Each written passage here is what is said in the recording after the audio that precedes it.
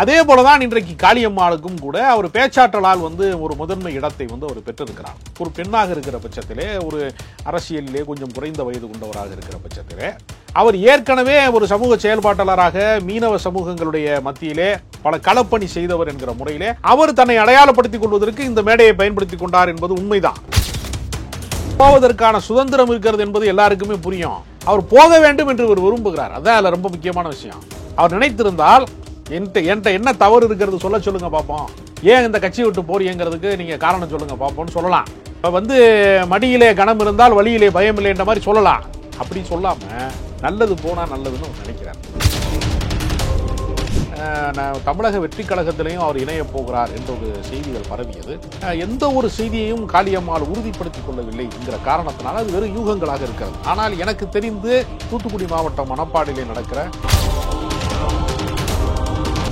காளியம்மாள் நிலைப்பாட்டை மாற்றிக் கொள்கிறாருன்னா, ஏற்கனவே திமுக மீது குற்றச்சாட்டு சொன்ன கல்யாண சுந்தரமும் ராஜீவ் காந்தியும் ரெண்டு பேருமே திராவிட இயக்கம் திமுக அதிமுக தானே போனாங்க. அப்ப இந்த அரசியல் என்பது நிரந்தரமாக செய்துவிடக்கூடிய அரசியல் அல்ல.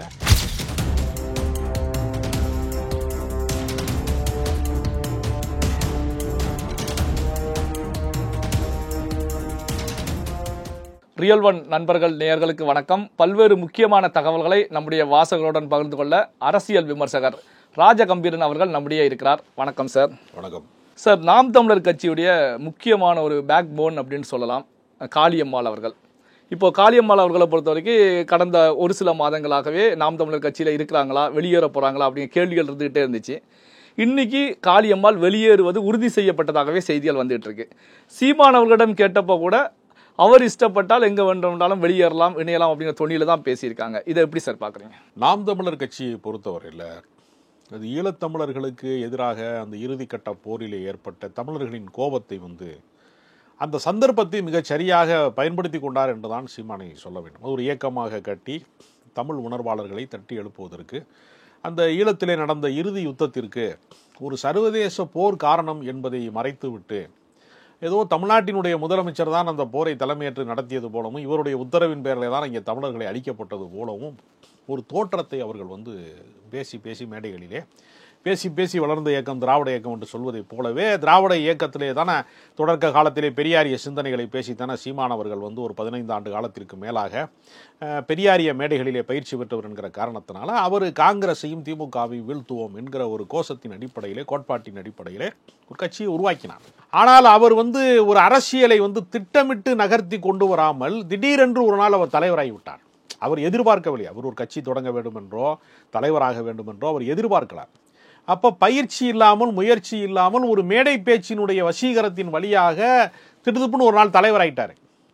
அப்படி தலைவர் ஆனதற்கு பின்பு ஒரு நிர்வாக கட்டமைப்பை உருவாக்குவது, ஒரு கட்சி கட்டமைப்பை உருவாக்குவது என்பது என்னவென்று அவருக்கு தெரியவில்லை. அப்படிப்பட்டவர்களுக்கு சுதந்திரமும் அவர் தரவில்லை.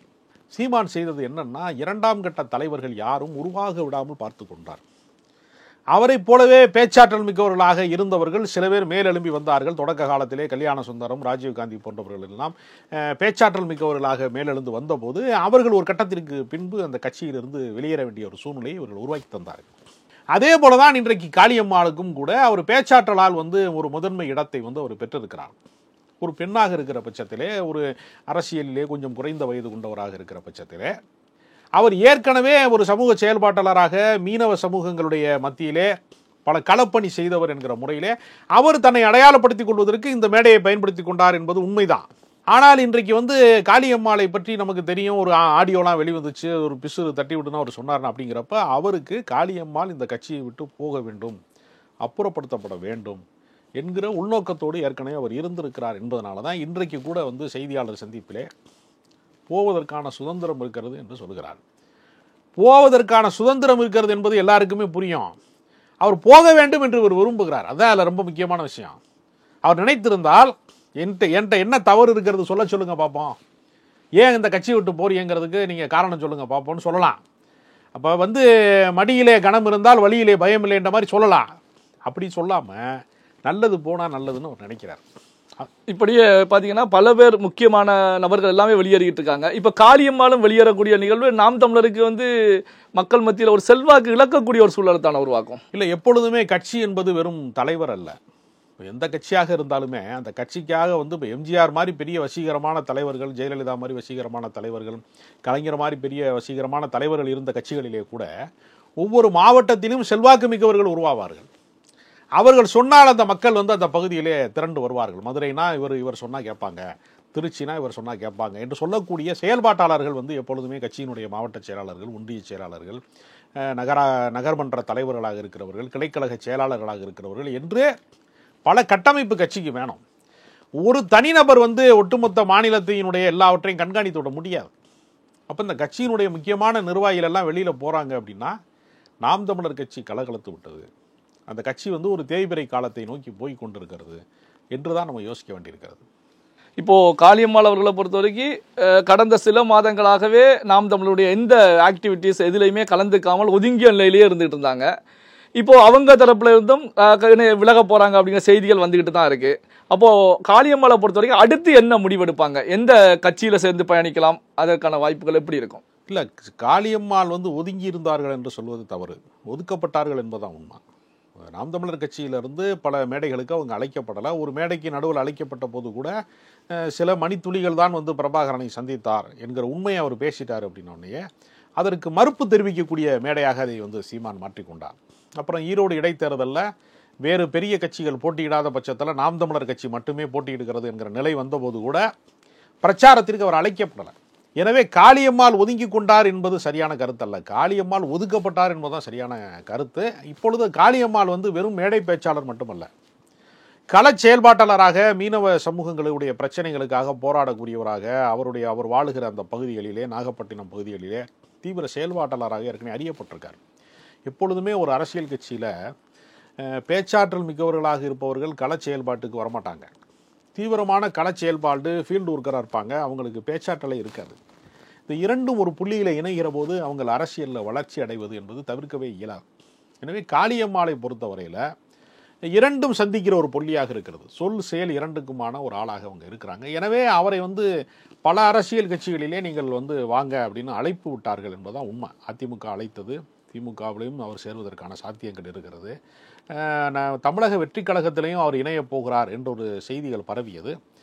எந்த ஒரு செய்தியையும் காளியம்மாள் உறுதிப்படுத்தி கொள்ளவில்லை என்கிற காரணத்தினால அது வெறும் யூகங்களாக இருக்கிறது. ஆனால் எனக்கு தெரிந்து தூத்துக்குடி மாவட்டம் மணப்பாடியிலே நடக்கிற ஒரு மீனவர் சங்க பிரதிநிதிகள் சார்ந்த ஒரு கூட்டத்திலே அவர் சமூக செயல்பாட்டாளர் என்று போட்டிருக்கிற அந்த அழைப்பிதழிலே காங்கிரஸ்காரர்கள், திமுக காரர்கள் கலந்து கொள்கிற விழாவிலே அவர் கலந்து கொள்கிறார் என்றால் அவர் வந்து நாம் தமிழர் கட்சியை விட்டு முற்றிலுமாக விலகிவிட்டார், வெளியேறுவதை உறுதிப்படுத்தி விட்டார். ஏன்னா அவங்கள கேட்டு தான் அவங்க இன்விடேஷனில் பேர் போடுவாங்க. நாம் தமிழர் கட்சி என்று போட வேணாம், சமூக செயல்பாட்டாளர்னு போடுங்க என்று சொன்னதன் வழியாக அவர் கட்சியிலிருந்து அதிகாரப்பூர்வமாக விலகிட்டார். அடுத்த கட்ட பயணம் என்னவாக இருக்கும்? தமிழக வெற்றி கழகமா திமுகவா என்கிற ஒரு கேள்வி இருக்கிறது. அவர் திமுகவுக்கு தான் செல்வார் என்று நம்பத்தகுந்த வட்டாரங்கள் சொல்கிறது. இப்போ காளியம்மாள் அவர்களை பொறுத்த வரைக்கும் சமூக செயற்பாட்டாளராக இருந்தாலும் அரசியல் ரீதியாக நாம் தமிழர் மூலம் தன்னை நிலைநாட்டி கொண்டவர் தான். அப்போ நாம் தமிழரை பொறுத்த வரைக்கும் திராவிடத்திற்கு எதிரான ஒரு சிந்தனை கொண்ட கட்சி அப்படின்னு சொல்லலாம். குறிப்பாக திமுக, காங்கிரஸ், ஈழ போராட்டம் இதை மையப்படுத்தி தான் நாம் தமிழர் தமிழகத்தில் பெரிய அளவில் வளர்ந்துட்டு வந்துட்டு இருக்காங்க. ஸோ இப்படி நாம் தமிழர் கட்சியில இருந்த காளியம்மாள் அவர்கள் நாம் தமிழருக்கு எதிரில் இருக்கக்கூடிய, எதிரியாக இருக்கக்கூடிய திமுக போன்ற கட்சியில இணைவதை எப்படி பார்க்கறது சார்? அதாவது ஈழப்போர் நடந்த போது எல்லாருக்குமே கோபம் இருந்தது, தமிழர்கள் அத்தனை பேருக்குமே கோபம் இருந்தது. அன்றைக்கு காங்கிரஸ் மத்தியில் இருந்தது. அந்த போரை தடுத்திருக்க வேண்டிய காங்கிரஸ் கட்சி அல்லது அன்றைய மத்திய அரசாங்கம் என்பது ஒரு சர்வதேச போராக நிகழ்ந்ததில் அவங்களும் பங்கு பெற்றாங்க. ஏன்னா அவங்களுக்கு ராஜீவ்காந்தியினுடைய படுகொலை என்பதை வஞ்சம் தீர்ப்பதற்கான வாய்ப்பாக அவங்க பயன்படுத்தி கொண்டார்கள். அது அன்றைய காலகட்டத்தினுடைய பிரச்சனை தானே தவிர, நீங்கள் ஒரு அரசியல் படுகொலையை முன்னிலைப்படுத்தி நீங்கள் காலம் பூரா ஒரு அரசியலை செய்ய முடியுமானா செய்ய முடியாது. ஒவ்வொரு காலகட்டத்திலையும் இப்போ நீங்கள் இன்னொன்று சொன்னால், இந்தி எதிர்ப்பு ஆதிக்க போரிலே இருந்து, அந்த இந்திய ஆதிக்கத்தினுடைய எதிர்ப்பு போரிலே இருந்து தான் திமுக தோன்றியது. இன்றைக்கி திமுகவும் காங்கிரஸும் கூட்டணியில் தான் இருக்காங்க. மார்க்சிய கம்யூனிஸ்ட் கட்சியை சேர்ந்த ஒரு கவுன்சிலர் லீலாவதியை வந்து திமுக காரர்கள் கொலை செய்தார்கள் என்று மதுரை வரலாறு சொல்லுகிறது. அந்த காலகட்டத்திலே நான் வந்து அங்கே கல்லூரியில் படித்து கொண்டிருக்கிறேன். அந்த லீலாவதியினுடைய படுகொலை ரத்தத்திற்காக நாங்கள் வந்து வாழ்நாள் முழுக்க வந்து திமுகவோடு இணைய மாட்டோம் என்று மார்க்சிய கம்யூனிஸ்ட் கட்சி சொல்ல முடியாது. அரசியலை பொறுத்தவரையில் ஒரு காலகட்டத்தில் நடந்த தவறுக்கு இன்னொரு காலகட்டத்திலே பிராயசித்தம் தேடுவது என்கிற முறைதான் யதார்த்தமானது. அதனால காலம் பூரா வாழ்நாள் பூரா நான் திமுகவை எதிர்ப்பேன், திராவிட இயக்கத்தை எதிர்ப்பேன் என்று சொல்வது நடைமுறைக்கு சாத்தியம் இல்லை. அதனால காளியம்மாள் நிலைப்பாட்டை மாற்றிக் கொள்கிறாருன்னா, ஏற்கனவே இதே திமுக மீது குற்றச்சாட்டு சொன்ன கல்யாண சுந்தரமும் ராஜீவ் காந்தியும் 2 பேருமே திராவிட இயக்கம் திமுக அதிமுகவுக்கு தானே போனாங்க. அப்போ இந்த அரசியல் என்பது நிரந்தரமாக செய்துவிடக்கூடிய அரசியல் அல்ல. மக்களை பொறுத்தவரையில் இன்னைக்கு அரசியலில் என்னங்கிறதான் பார்ப்பானே தவிர நேற்று என்ன நடந்தது, போன வருடம் என்ன நடந்தது என்கிறதற்கான வரலாற்றிலே வஞ்சம் தீர்க்கிற வாய்ப்பு என்பது ஒன்று கிடையாது. அதை மையமாக வைத்து அரசியல் செய்யவும் முடியாது. இப்போ கடந்த ஒரு சில மாதங்களாகவே இந்த பெரியார் விவகாரம் பெரிய அளவில் போய்கிட்டு இருக்கு. சீமானை பொறுத்த வரைக்கும் பெரியார் அப்படிங்கிற விஷயத்தையே அழித்து ஒழிப்பேன் அப்படின்னு சொல்லி சபதம் எடுக்கக்கூடிய வகையில் மேடைகளில் பேசிக்கிட்டு இருக்காங்க. அப்போ இந்த பெரியார் விவகாரம் திராவிடத்துக்கும் திமுகவுக்கும் நாம் தமிழருக்கும் இடையில ஒரு மோதல் போக்காக தொடர்ந்துகிட்டே இருக்கு, இன்னும் முடியல, பெரிய அளவில் நடந்துகிட்டே இருக்கு. இப்படியான சூழ்நிலையில காளியம்மாள் திமுகவில் இணைவது சீமானுக்கு எப்படி இருக்கும், என்ன பாதிப்பு? சீமானை பொறுத்தவரையில அவர் கட்சி நடத்த வேண்டும், அதிகாரத்துக்கு போக வேண்டும் என்பதற்காக கட்சி நடத்தினா அவர் இது மாதிரி தவறான விமர்சனங்களை செய்ய மாட்டார். பெரியார் சொல்லாத ஒன்றே அவரே சொன்னார் என்று ஆதாரமற்ற பொய்களே அவர் மேடைகள்லையோ செய்தியாளர் சந்திப்பிலையோ அவர் சொல்ல மாட்டார். அதுக்கு ஆதாரம் எங்கே என்று கேட்டுத்தான் அவர் வீட்டுக்கு போனார்கள். முற்றுகையிட போனவர்களில் கூட ஆதாரத்தை தான் கேட்டார்கள், அறிவுபூர்வமான விவாதத்துக்கு தான் அழைத்தார்கள். அவரால் அதற்கு பதில் சொல்ல முடியவில்லை. ஒளிப்பதிவாளர் சந்தோஷ் என்பவர் இவர் எப்படி ஈழத்தமிழர்களுடைய அந்த புகைப்படத்தை வைத்துக்கொண்டு ஏமாற்றினார் என்று ஒரு தனியார் தொலைக்காட்சியிலே வெளிப்படையான விவாதத்திற்கு அழைத்த போது கூட பதுங்கி கொண்டார் சீமான். இப்பொழுது வரைக்குமே அந்த விவாதத்திற்கு அவர் தயாராக இல்லை. எனவே சீமானை பொறுத்தவரையில் ஒரு வாய்ச்சவுடால் பேர் வழியே தவிர ஆக்கப்பூர்வமான ஒரு அரசியலை நோக்கி இளைஞர்களை அவர் அழைத்து செல்கிறாரா என்று கேட்டால், எப்படி பாஜக ஒரு மதவாத அரசியலை கையிலே வைத்துக்கொண்டு மத சிறுபான்மை மக்களை எதிரிகளாக சித்தரிக்கிறார்களோ அதே போல சீமான் அவர்கள் மொழி சிறுபான்மை மக்களாக இருக்கக்கூடிய தமிழ்நாட்டிலே சௌராஷ்டிரா பேசுகிறவர்கள், தெலுங்கு பேசுகிறவர்கள், உருது பேசுகிறவர்கள், கன்னடம் பேசுகிறவர்கள் என்று ஒரு சிறிய கூட்டம், ஒரு 20% குறைவானவர்கள் தான் மொழி சிறுபான்மை மக்கள். அவர்களை ஒரு எதிரிகளாக சித்தரித்து கொண்டு பெரும்பான்மை தமிழர்களை திரட்டி விடலாம் என்று அவர் நினைக்கிறார். அவர் என்ன நினைக்கிறார்னா, திராவிட இயக்கம் பார்ப்பனர்களுக்கு எதிரான ஒரு கட்டமைப்பை உருவாக்கினாங்களே, அவங்களும் சாதி சிறுபான்மை மக்கள் தானே, அவங்க எதிர்ப்பை பேசியதன் மூலமாக திராவிட இயக்கம் கட்டமைத்ததை போல மொழி சிறுபான்மை மக்களை நம்ம தாக்கி பேசுவதன் மூலமாக மொழி பெரும்பான்மை மக்களை தன்மையப்படுத்திக் கொள்ளலாம் என்று ஒரு தவறான கணக்கு போடுறார். ஆனால் இங்க இருக்கக்கூடிய யதார்த்தம் என்னன்னா, பார்ப்பனர்கள் குறைந்த சதவீதமாக இருந்தாலும் அவர்கள் ஆதிக்கத்தினுடைய உச்சநிலையில இருந்தார்கள், உயர்நிலையில இருந்தார்கள். அதுல பிற்படுத்தப்பட்டவர்கள், கல்வி மறுக்கப்பட்டவர்களாக இருந்தார்கள், அதிகாரம் மறுக்கப்பட்டவர்களாக இருந்தார்கள். அவங்களுக்கு இயல்பாகவே அந்த கோபம் இருந்தது. அதனால அந்த பார்ப்பனர் அல்லாத இயக்கம் என்பது வளர்ச்சி பெற்றது. தமிழ்நாட்டிலே மொழி சிறுபான்மை மக்களுக்கும் தமிழர்களுக்கும் எந்த விதமான முரண்பாடுமே இல்லையே. அவன் மதுரையில் இருக்கக்கூடிய நாயக்கமாரா இருக்கிறவன், அவன் உழைச்சி சம்பாரிச்சு வாழ்க்கையை நடத்திக்கிட்டு இருக்கான். அவனுக்கும் அங்க இருக்கக்கூடிய மற்ற தமிழர்களுக்கும் எந்த முரண்பாடுமே இல்லையே. அப்ப செயற்கையான ஒரு முரண்பாட்டை அவர் தோற்றுவிப்பதன் மூலமாக உண்மையான எதிரி தமிழ் தேசியத்தை உருவாக விடாமல் தடுப்பது இந்திய தேசியம் தானே தவிர திராவிட அரசியல் அல்ல. இவர் இந்திய தேசியத்திற்கு எதிராக திரள வேண்டிய கோபத்தை எல்லாம் இப்ப கூட இந்திய மும்மொழி திட்டத்தின் மூலமாக நம்மை திணிப்பவர்கள் யாருன்னா மத்திய அரசாங்கம் தான் திணிக்கிறது. இந்திய தேசியம்தான் தமிழ் தேசியத்தை அழிப்பதற்கு முயற்சி செய்கிறது. அவர்களை எதிர்த்து போரிடுவதற்கு பதிலாக திராவிட இயக்கத்தை ஒழிப்பேன், பெரியாரை நான் அவருடைய நற்பெயரை அழிப்பேன் என்று சொல்வதன் மூலமாக சீமான் அரசியலிலே ஒரு தற்கொலை பாதையிலே போய் கொண்டிருக்கிறார் என்றுதான் நான் கருதுறேன். பல்வேறு முக்கியமான தகவல்களை நம்முடன் பகிர்ந்து கொண்டதற்கு நன்றி சார்.